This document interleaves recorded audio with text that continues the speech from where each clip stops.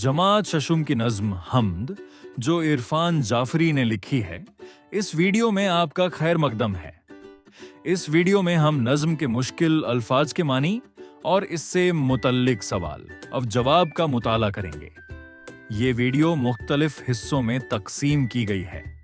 सबसे पहले हम नज्म में इस्तेमाल होने वाले मुश्किल अल्फाज के मानी सीखेंगे। इन अल्फाज को समझने से आप नज्म के गहरे मफहूम को बेहतर तौर पर समझ सकेंगे और उर्दू जबान की खूबसूरती से लुत्फ अंदोज होंगे।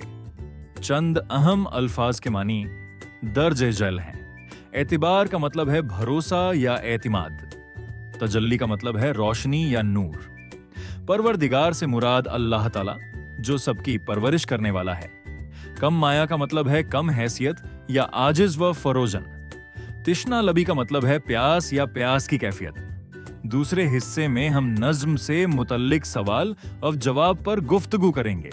ये सवाल व जवाब आपको नज्म को बेहतर अंदाज में समझने और अल्लाह ताला की कुदरत और रहमत के बारे में शायर के ख्यालात पर गौर करने में मदद देंगे।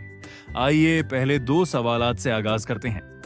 सवाल नंबर 1, हमें एतिबार कौन देता है? जवाब, अल्लाह ताला का बेपाया करम और उसकी रहमत हमें एतिमाद और भरोसा अता करती है।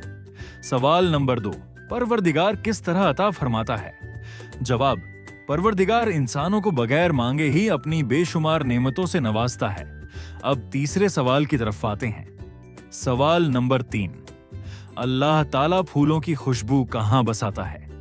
जवाब, शायर के मुताबिक अल्लाह ताला फूलों की दिलकश खुशबू हवा में बसा देता है, जिससे सारा माहौल मुअत्तर और खुशगवार हो जाता है।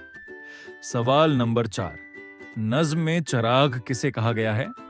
जवाब, नज्म में हजरत मोहम्मद सल्लल्लाहु अलैहि वसल्लम को चराग कहा गया है, क्योंकि आप सल्लल्लाहु अलैहि वसल्लम लोगों को गुमराही और तारीकी से निकालकर हिदायत और सच्चाई के रास्ते की तरफ रहनुमाई फरमाते हैं। आखिर में सवाल नंबर 5 और सवाल नंबर 6 की तरफ आते हैं।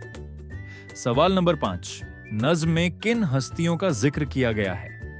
जवाब, नज्म में हजरत इस्माइल अलैहिस्सलाम और हजरत मोहम्मद मुस्तफ़ा सल्लल्लाहु अलैहि वसल्लम का जिक्र किया गया है।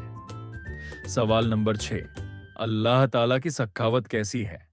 जवाब, अल्लाह ताला की सखावत ऐसी है कि अगर कोई एक बूंद मांगे तो वह अपने करम से 1000 बूंदें अता फरमा देता है।